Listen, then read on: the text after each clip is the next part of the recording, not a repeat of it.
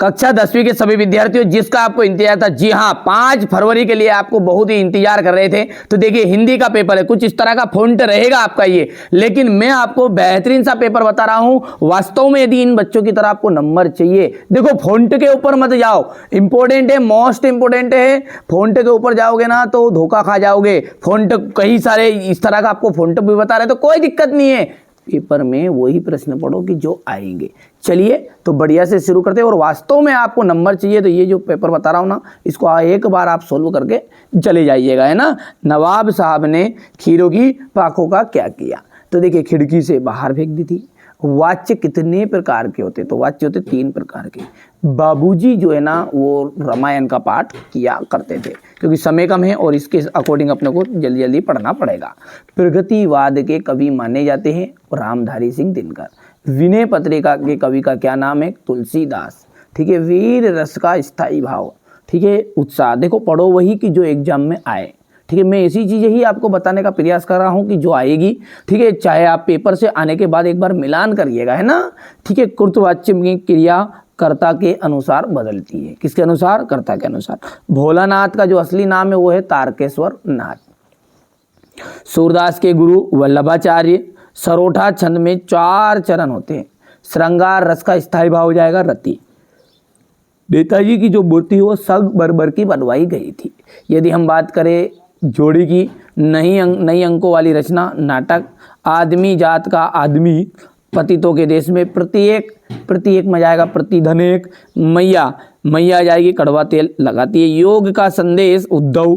पंचवटी का जाएगा खंड काव्य। ठीक है, बार बार बोल रहा हूँ बेटा, आप तो बढ़िया से मेहनत करो, जो चीज़ें बता रहा हूँ उसको आप तो एक बार कंप्लीट करके जाओ। भले अलग से पढ़ो, मैंने कब बोला कि आप मत अलग से मत पढ़ना, पढ़ो, पर ये एक बार जरूर पढ़ के जाइएगा, है ना। शब्द शक्ति कितने प्रकार के होते हैं, 3। शब्द शक्ति किसे कहते हैं, देखिए शब्द और अर्थ के संबंध को हम कहते हैं शब्द शक्ति। भोलानाथ सिसकना क्यों भूल गए, साथी बच्चों को खेलता देखकर। कड़वी ककड़ी सा क्या लगता है, योग का संदेश। वात्सल्य रस के अलावा रसों की संख्या मानी गई तो 9। संधि 3 प्रकार की होती है, बिल्कुल सत्य बात है। मैया ने हल्दी पीसकर भोलानाथ को के घावों पर थोपी, सत्य है। किसी बुद्धिस्ट के मरने पर रंगीन पताकाएं फहराई जाती, गलत बात है। गोपियों ने उद्धव के संदेश को स्वीकार किया क्या, नहीं किया, तो यहां पर स्वीकार करने की बोल रहा है, इसलिए ये भी आपका गलत बन जाएगा। कामयानी जो है आधुनिक काल का सबसे श्रेष्ठ महाकाव्य, बिल्कुल एकदम राइट है। पान वाला कैप्टन चश्मे वाले का भाई था, असत्य है। यहाँ से देखिए आप क्वेश्चन नंबर 6 से लगा के 23 तक के सॉल्यूशन अपन अगले वीडियो में समझेंगे, अच्छे समझाऊंगा, ठीक है। यहाँ से देख लीजिए आप, तो आप तो केवल तैयारी करो। जिस बच्चों को भरोसा है कि हाँ जो बताएंगे सही बताएंगे तो आप कर लेना, बाकी भली मत करना, ठीक है। जिसको भरोसा नहीं और क्या कह सकते हैं, पूरा सोल्व दूंगा, है ना। ये क्वेश्चन नंबर 12 में तुलसीदास और सूर्यकांत त्रिपाठी निराला की काव्यगत विशेषताएं बतानी है, 2 रचनाएं और भाव पक्ष। नेताजी सुभाष चंद्र बोस की मूर्ति को देखकर लेखक के मन में कौन सी कमी खटकी। जब नेताजी सुभाष चंद्र बोस की मूर्ति को लेखक ने देखा तो मन में यह कमी खटकी कि उनकी आंखों में संगमरमर का चश्मा नहीं था। ये सामान्य से चौड़े चश्मे का फ्रेम मूर्ति पर पहना दिया गया है। ये आप अच्छे से कंप्लीट कर लेना, स्क्रीनशॉट लेते चलना, है ना। बिस्मिल्लाह खां को शहनाई का नायक क्यों कहा गया। देखिए शहनाई जो होती है ना, मंगलिक अवसरों पर बजाई जाती है। जैसे जो हमारे खुशी का समारोह है ना, उन पर हमारी शहनाई बजाई जाती है। इसे मंगल ध्वनि, इसलिए इसे मंगल ध्वनि कहते हैं। अर्थात वहां ध्वनि जो मंगलकारी हो, ठीक है, ठीक भैया, मंगलकारी हो उसे अपन क्या कहते हैं, मंगल ध्वनि कहते हैं। और यहां ध्वनि प्रातः काल मंगला आरती के समय भी बजाई जाती है। बिस्मिल्लाह खां जीवन भर शहनाई की साधना में लगे।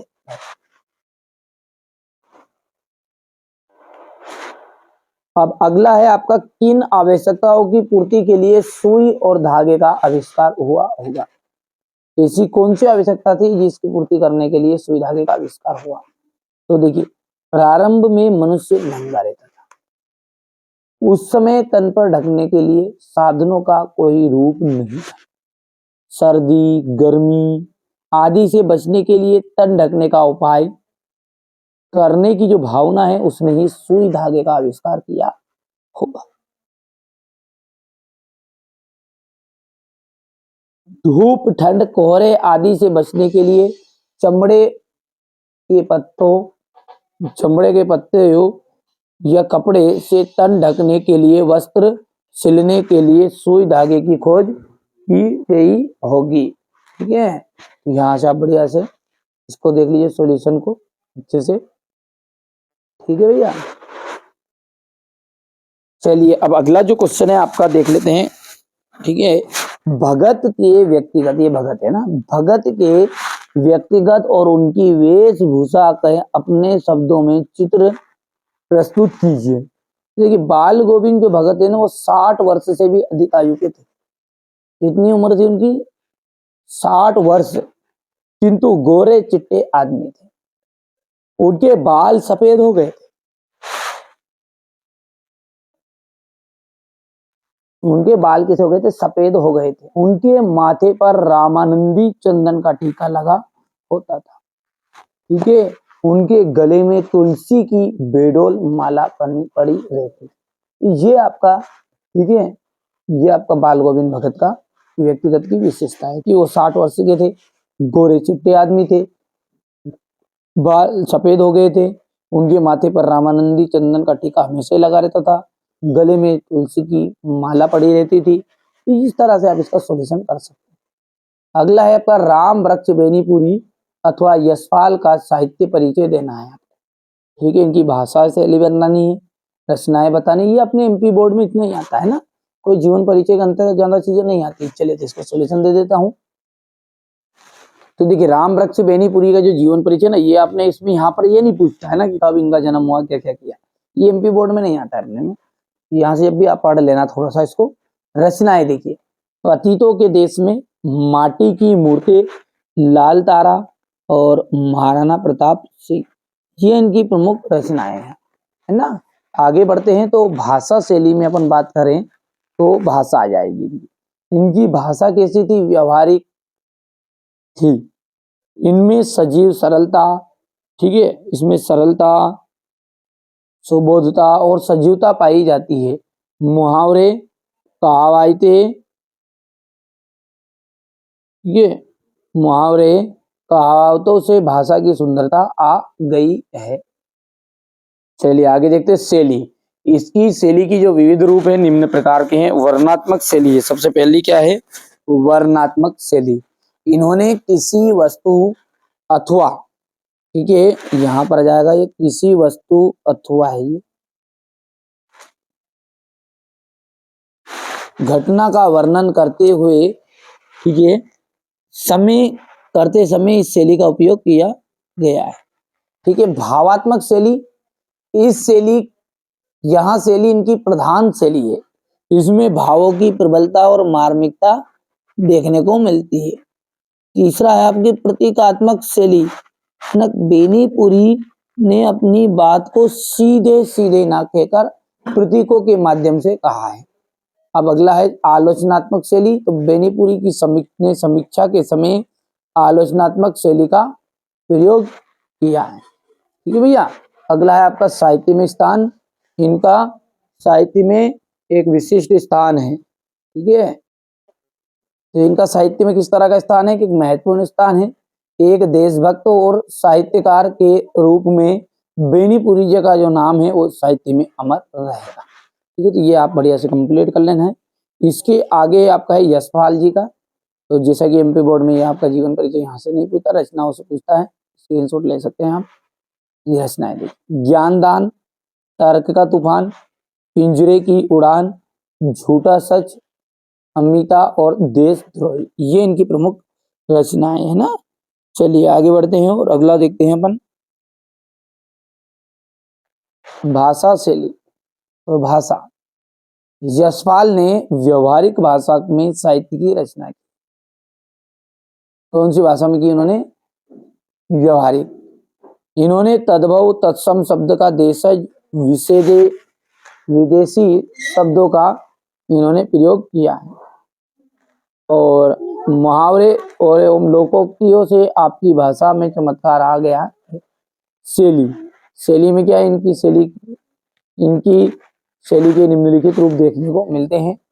वर्णनात्मक शैली, यशपाल ने घटना, स्थिति, वातावरण आदि पर वर्णनात्मक शैली का प्रयोग किया है।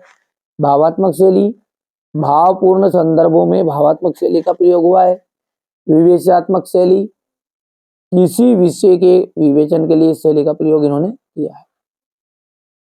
हास्य व्यंग्यात्मक शैली, ठीक है, इस शैली में यशपाल ने बड़े सटीक व्यंग तथा हास्य का व्यंग विधान किया है। चलिए अगला देखते हैं। तो साहित्य में स्थान है, इनका साहित्य में एक विशिष्ट स्थान है। इनके लेखन के लिए ये निरंतर स्मरणीय किए जाएंगे। अब देखिए क्वेश्चन नंबर जो 9 है ना, इसमें आपका मुहावरा दे गया, अंधों में काना राजा, तो मूर्खों में मध्य अल्पज्ञ। 5वीं पास राजेश के गांव में सभी अनपढ़ है, इसलिए अपने गांव में वहां अंधों का काना राजा के समान। यहाँ से आप देख सकते हैं ये